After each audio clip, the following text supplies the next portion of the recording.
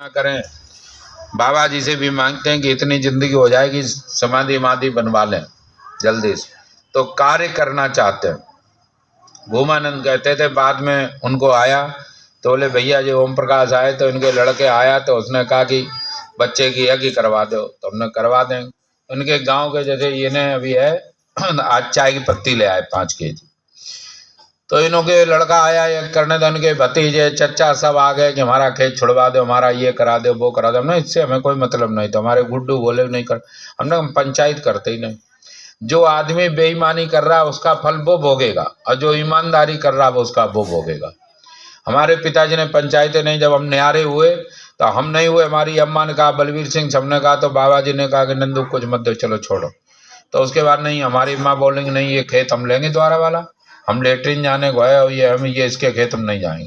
बाबा जी नहीं तुम इसको दे दो। उसके बाद जब दूसरा खेत आया तो बाबा जी बोले भूमानंद जब पैदा हुए तो हम उसमें यज्ञ होते देखा।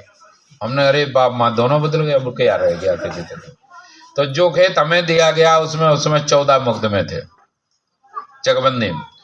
तो बाबा जी ने कहा तुम ले लो नंदू ये। हमने कहा हम तो ले ही, हमें तो कुछ है ही नहीं जो कुछ। तो हम रो पड़े। तो बाबा जी ने मेरा हाथ पकड़ा और यहाँ सन 84 में ले आए आश्रम। आज तक मैं घर नहीं गया और तब से खेत ही जाता रहा। तो हमने पहले साल किया तो 49,000 रुपये के उस समय डीजल लगा तो कर करा कंप्लीट किए। हमारा जो है 59,000 का आलू हुआ, 10,000 फिर भी बच गए। उस समय 10,000 की वैल्यू बहुत थी। फिर करते कराते रहे, फिर गाड़ी ले ली, फिर करते रहे। बाबा जी के पास आए, ट्रक हमारा ये वहाँ विशाखापट्टनम के लिए, माने ये बादाम आदाम अखरोट वगैरह दिल्ली से गरम मसाले लोड थे।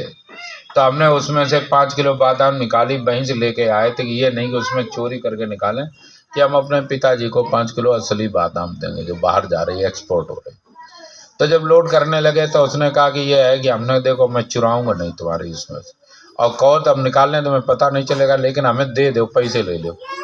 तो उसने ले जाओ, पैसे नहीं लगे। हमने कहा ऐसा नहीं हम करेंगे। उस समय शायद 200 या 150 रुपये केजी थी, ज़्यादा महंगी नहीं थी, लेकिन हमने कहा पैसे ले लो। तो उसने मुश्किल से 300 रुपये लिए। तो हम ले आए, बाबा जी यहीं थे। हमने बोले तुम चाहे 1 करोड़ रुपए दे पर दे, मैं तुम्हारा ले नहीं सकता हूँ। बोले क्यों?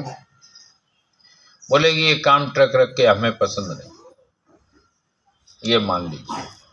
और दूसरी बात, मैं पढ़ाई को वरीयता देता हूँ, तुम पढ़ाई करो, पैसे मैं दूंगा।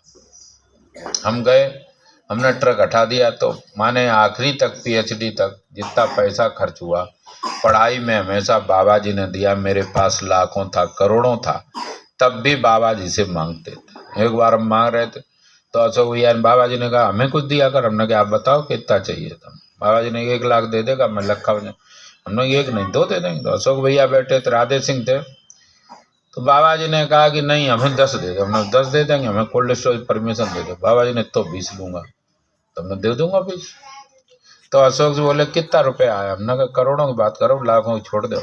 बाबा जी ने भैया शेख चिल्ले ने बात, चुप रहे नंदुआ, चुप रहे।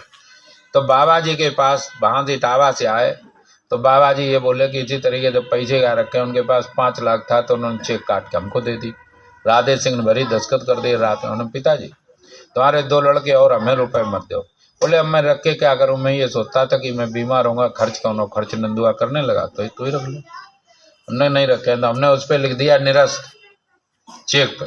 तो बाबा जी ने हमारे ऐसे सीने से लगा लिया, भैया मेरा बहुत मान। हमने कहा रुपये आज भी बैंक में पड़े हैं, मैं निकाले नहीं गए। हमने कहा हम नहीं लेंगे।